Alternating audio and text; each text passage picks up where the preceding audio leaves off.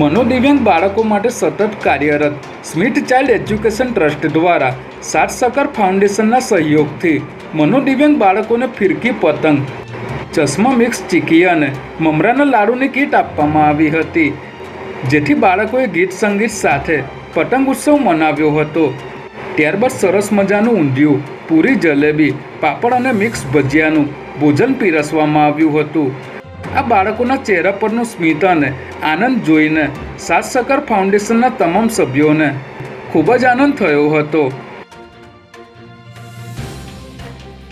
આ ઉમદા અને સરાહનીય કાર્યક્રમમાં સાત સકાર ફાઉન્ડેશનના ચેરપર્સન ઋષિનાબેન પટેલ, સેક્રેટરી હિનાબેન તલાટી, ખજાનચી પ્રમિલ જોશી, ટ્રસ્ટી શ્રી ભારતી પટેલ, જાનકી જોશી, ભાવના ચાવડા, પ્રવીણાબેન પંચાલ તેમજ સ્મિથ ચાઇલ્ડ એજ્યુકેશનના ચંદુભાઈ, અકબરનગર સોસાયટીના ચેરમેન હિતેશભાઈ, સેક્રેટરી વિરાટભાઈ, નવા વાડજ વોર્ડના મ્યુનિસિપલ કાઉન્સિલર વાય.કે. પટેલ અને વિજયભાઈ પંચાલ વગેરે મહાનુભાવો ઉપસ્થિત રહ્યા હતા.